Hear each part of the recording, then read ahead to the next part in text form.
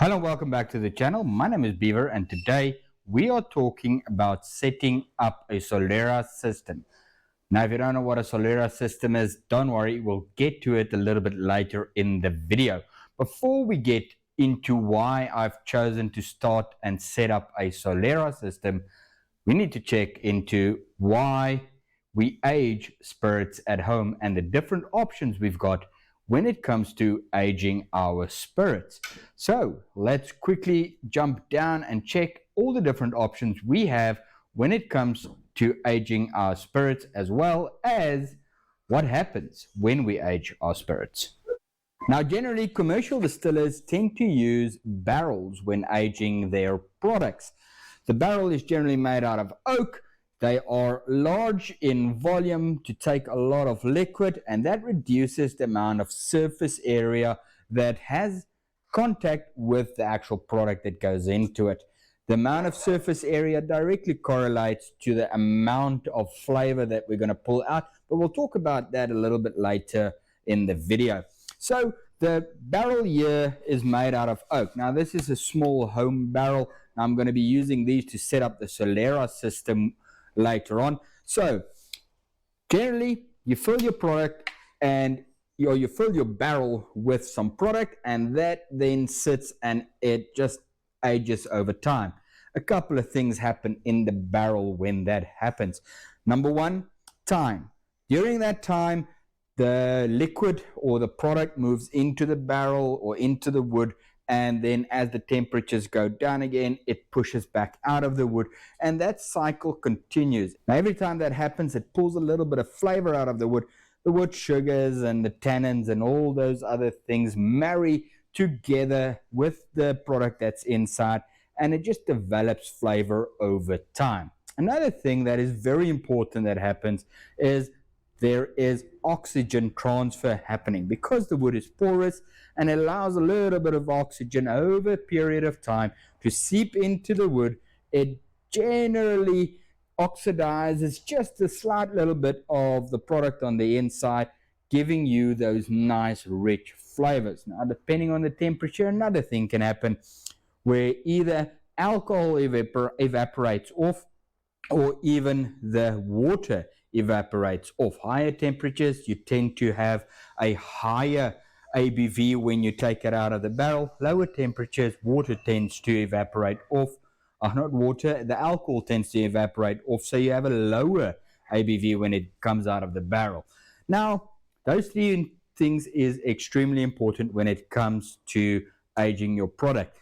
The time it takes, the oxygen that it transfers, as well as the amount of wood that your product has contact to. Now, let's quickly jump over and see what options we have as home distillers when it comes to aging our products and which ones are best. Now, we as home distillers tend to have two distinct options. Option number one is oak chips. Now, these oak chips are used when it comes to aging your products. So you take these oak chips, a bunch of it, and you dump it into your spirit. Now, the challenge with that is because of the amount of surface area that you have with these little babies, you tend to over oak your product quite quickly. And color doesn't necessarily mean age. And a lot of people confuse the two when it comes to aging your product. Aging your product and coloring your product or oaking your product is not the same thing. So wood chips, they're great, but they tend to lean into the over oaking, where you have way too much of the wood tannins and the wood sugars and all the funky stuff coming out of the wood and into your product, rather than the nice mellow flavors that happens. Because another thing that happens when you age in a barrel is as that product is moving in and out of the barrel or the oak itself, you tend to have a filter of a process happening where it takes out some of those impurities and odd flavors. The other option we have is wood staves. Now, this is an oak stave cut from a used barrel. You tend to take these little babies, cut them into smaller pieces, and then dunk them into your product depending on how much color you want and how long you want to leave it, will depend on how much of the wood you're going to be using. Now, if you want to see, sorry about that, if you want to see more in depth about the surface area to product ratio, I did a video a couple of years ago where I spoke about your ratios when it comes to how long you want to age your products. If you're interested in something like that, I'm going to put a link to the video up here or down in the description box. You can go over there. Bit of an older video, but it still should get the point across. So, oak staves and wood chips. Now, the advantages of using a stave over a chip is, if you look at a chip, that one doesn't want to be looked at, but if you look at a chip nice and close, you'll see you have a lot of the grain structure that is exposed. When it comes to a barrel, very little of the grain structure is exposed. You're actually getting exposure to the side grain and not to the end grain of the product, because the end grain will leach a lot more of those flavors a lot quicker. Because it's like little straws, you're going to be able to over oak, or you're going to tend to over oak your product a lot faster if you have end grain exposed. So when it comes to these wood chips, you've got a lot of surface area as well as a lot of end grain exposed to your product, and thus you tend to over oak faster. When it comes to the staves, yes, you have some surface area that is your end grain, but the majority of the grain that you're going to be exposed to is your side grain or your top grain, and that is going to mellow out the flavors and allow that product to move in and out of the wood, where the wood chips, they don't tend to do that.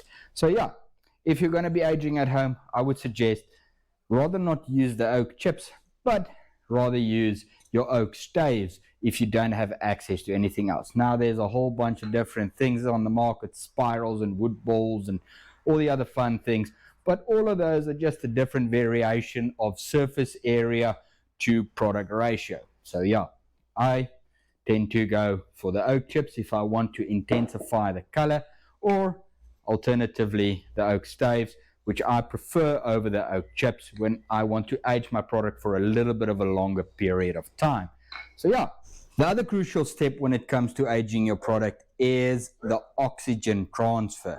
Now, you do not want to leave your product open and allow a lot of oxygen to get in there and then just ruin your whole product, because if you leave it open or you leave your jars a little bit exposed to oxygen, what will happen is a lot of the alcohol will just evaporate off and you will be left with the undesirable flavors. So what I do when it comes to the oxygen transfer is I got myself one of these little, not a little, but a big air stone.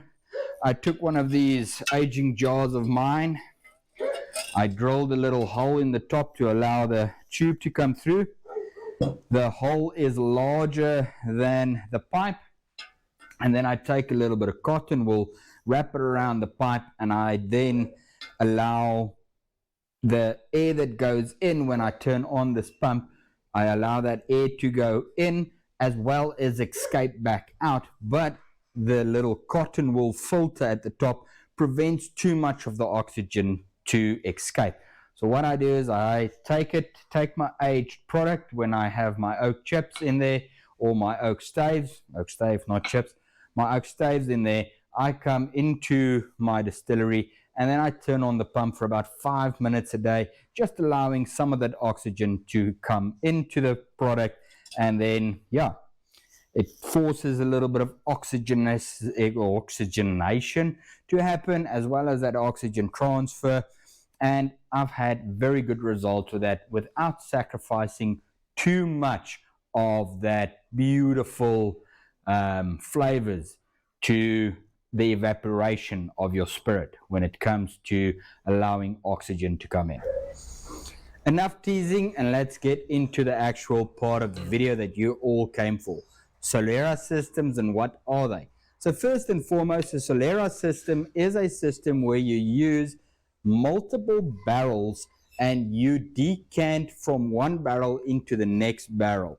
But where a Solera system actually comes into its own is the final barrel. So I will be using three 3-liter barrels to age my product. So I've got 1, 2, and I've got 3-liter barrels. I'm going to be filling these up with a massive run, and I will be putting it up for you guys to vote what we are going to be putting into these barrels. So I'm going to put it over on the community page. I'm going to put a poll where you can vote what product are we going to be putting into these barrels. So it's going to be either whiskey, rum, or a brandy, and we're going to be filling these barrels with that. Now, this is where the secret of the Solera system comes in. The last barrel, this barrel here, is double the size of one of these barrels. So this is a 3-liter barrel, and this is actually a 7-liter barrel. So what's going to happen is I'm going to be filling all of these barrels up initially with spirit. And then after about a month or maybe 2 months, we'll see how the process goes. I will be decanting from the larger of the barrels. I'll be decanting from this barrel at the bottom, taking out half of this barrel, and then, or roughly about 3 liters from this barrel. And then I'm going to take barrel number 3. I'm going to decant it into the barrel at the bottom, thus bringing this barrel's volume back up to being at full capacity. So back up to about 7 liters. Then I'm going to take barrel 2 and I'm going to decant barrel 2 into barrel 3. Now what's going to happen is barrel 2's product is going to be interacting with barrel 3's product that was inside of this oak or the wood in the barrel. It's going to then amalgamate together, and that over time will allow you to get a better aged product. But in the final barrel, where you have that half of the liquid staying in the barrel and then you're adding new liquid to it, it's going to then melt together. And because you then take barrel 1 and you fill up barrel number 2 with number 1, this barrel will do exactly the same as barrel number 3, but then you go and you make the same recipe you made to fill up all of these barrels, and you refill barrel number 1. After a month, the process starts again. You take out product from the final barrel or your Solera barrel, then you add barrel 3 into the final Solera, you add barrel 2 into 3 and barrel 1 into 2, and then you refill barrel 1 again.